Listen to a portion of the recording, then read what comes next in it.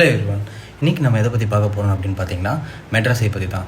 மெட்ராஸை வந்தால் என்ன பண்ணணும், அதோட ப்ரிவென்ஷன் மெத்தட்ஸ் என்ன, அண்ட் அது எது காசு பண்ணுது அப்படின்றத பற்றி தான் இந்த வீடியோவில் பார்க்க போகிறோம். 1950s வந்து பார்த்திங்கன்னா மெட்ராஸில், அதாவது இன்றைக்கி இருக்கக்கூடிய சென்னையில் வந்து பார்த்திங்கன்னா இந்த மெட்ராஸை என்ற டிசீஸ் வந்து ரொம்பவே அதிகமாக ரிப்போர்ட் ஆகிருக்கு ஃபஸ்ட் டைமாக. ஸோ அதனால தான் இந்த டிசீஸ்க்கு பேர் மெட்ராஸைன் வந்துருக்கு.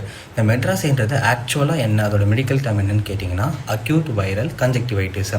சரி, இந்த மெட்ராஸை வந்தால் என்னென்ன சிம்டம்ஸ் இருக்கும் அப்படின்னு பார்த்தீங்கன்னா ரெட்னஸ் ஆஃப் ஐஸ் இருக்கும், கொஞ்சமாக பெயின் சென்சேஷன் இருக்கும், கண்ணை உறுத்திட்டே இருக்கும், ஏதாவது ஃபாரின் பாடி சென்சேஷன் அந்த மாதிரி இருக்கும், அண்ட் கண்ணிலேருந்து தண்ணி வந்துகிட்டே இருக்கும். சரி, இது உண்மையிலே எப்படி பரவுது, எப்படி ஸ்ப்ரெட் ஆகுது அப்படின்னு கேட்டிங்கன்னா ஹேண்ட் டு ஐ கான்டாக்ட், அதாவது கையை எடுத்து கண்ணில் வச்சுட்டே இருக்கிறது, அப்புறம் வந்து டவல்ஸ் எக்ஸ்சேஞ்ச் பண்ணுறது, அதுக்கப்புறம் வந்துட்டு ப்ராப்பராக வந்து ஹைஜீன் மெயின்டைன் பண்ணாமல் இருக்கிறது, அண்ட் க்ளோஸ் கான்டாக்டில் இருக்கிறது, இது மூலமாக வந்து பரவும்.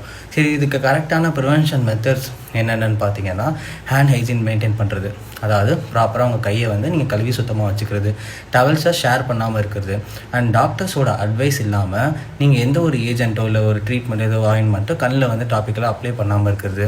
ஸோ இது மூலமாக இதை நம்ம வராமையும் ப்ரிவென்ட் பண்ணலாம். ஸோ